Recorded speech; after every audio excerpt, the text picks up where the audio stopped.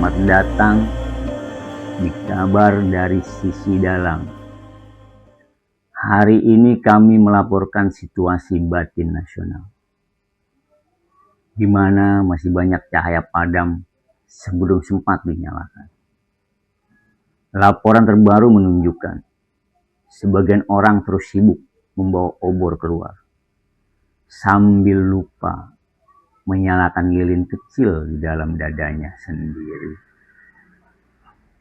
Sementara itu, aktivitas menyorot lampu ke arah orang lain meningkat tajam, terutama di area-area yang katanya paling suci. Di sisi lain, beberapa hati tampak stabil. Meski sinyal kesadaran mereka masih naik turun akibat gangguan notifikasi global. Namun ada juga kabar baiknya.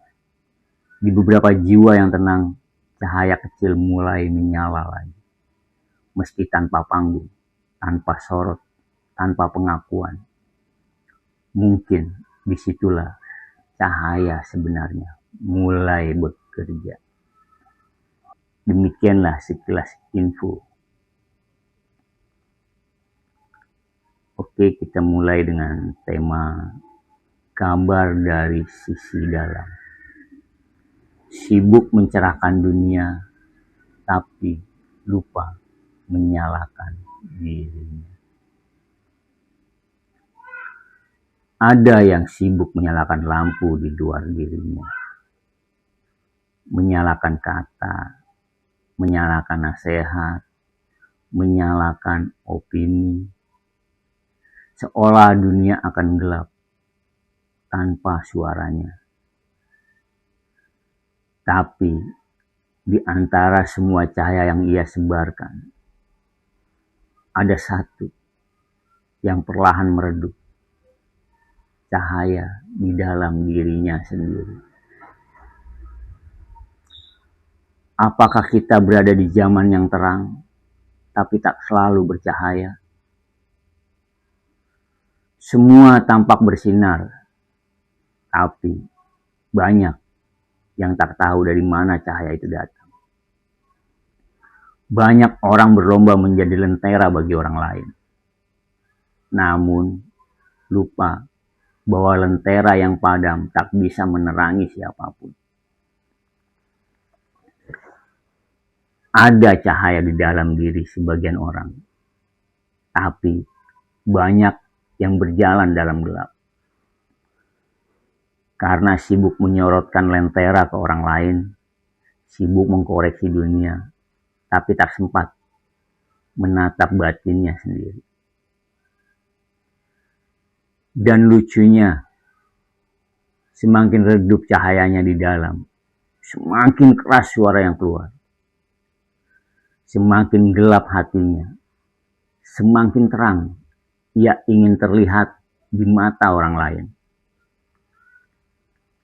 Padahal cahaya sejati tidak berisik. Ia tidak perlu membuktikan bahwa ia menyala. Ia tidak perlu membuktikan bahwa ia hidup menyala. Ia hanya hadir, dan kegelapan pun pergi dengan sendirinya. Kita sering mengira mencerahkan dunia berarti membuat semua orang melihat seperti kita. Padahal kadang yang dunia butuhkan bukan cahaya dari lidah kita, melainkan cahaya dari kejujuran kita. Cahaya yang lahir dari diam, dari rasa sadar bahwa sebelum menerangi orang lain, kita perlu menerangi diri sendiri dulu. Lucunya lagi, banyak yang merasa sedang membawa terang, padahal yang ia nyalakan hanyalah gemerlap kebingungan. Contoh sederhana. Di suatu hari, di sebuah perkumpulan sekelompok orang berdoa penuh empati. Mendoakan siapapun yang sedang sakit. Memohon kepadanya agar yang lemah diberi kekuatan. Yang sakit segera disembuhkan. dan yang berduka diberi ketenangan.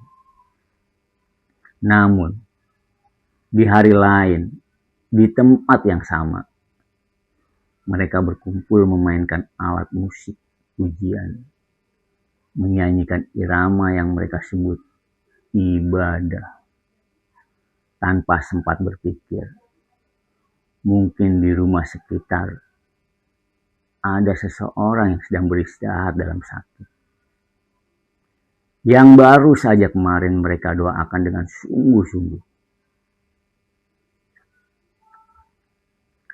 Bukan soal menabuh dan berdendam, bukan soal suara, tapi soal kesadaran yang kadang tertinggal di balik semangat simbolis.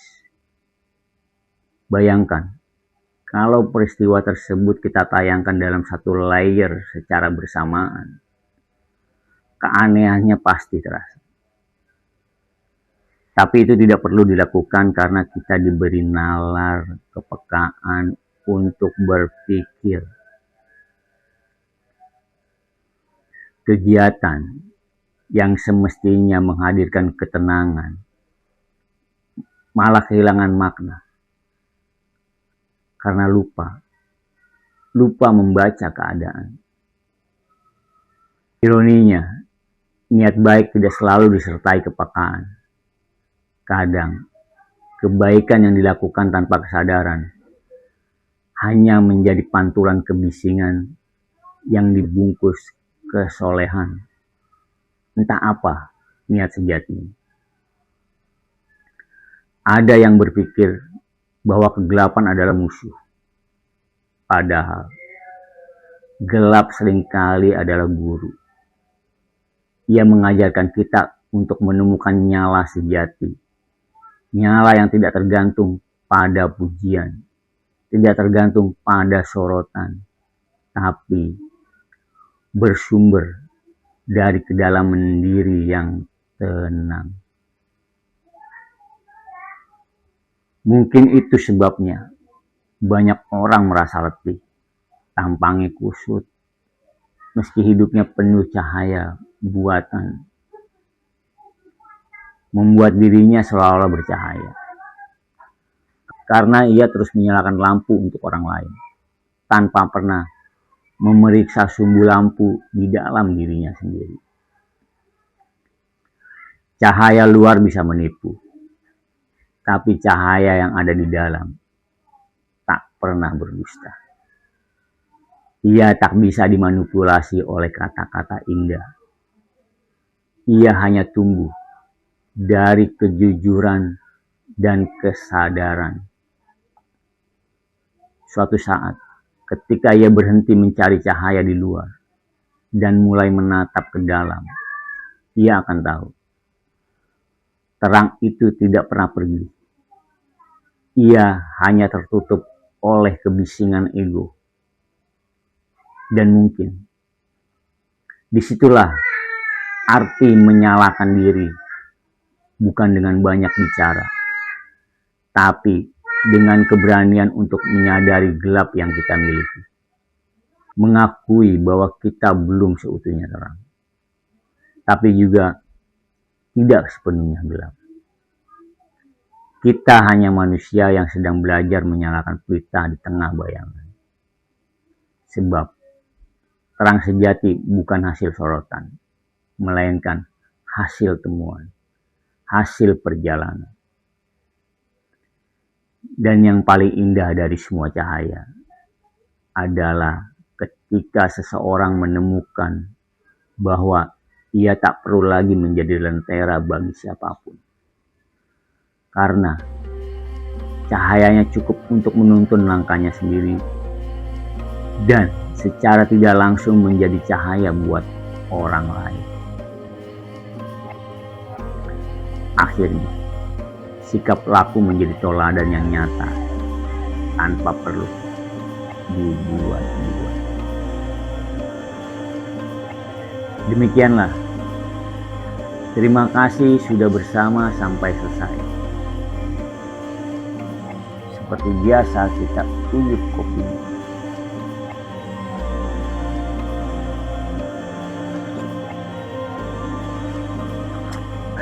Sampai berjumpa kembali pada episode berikutnya.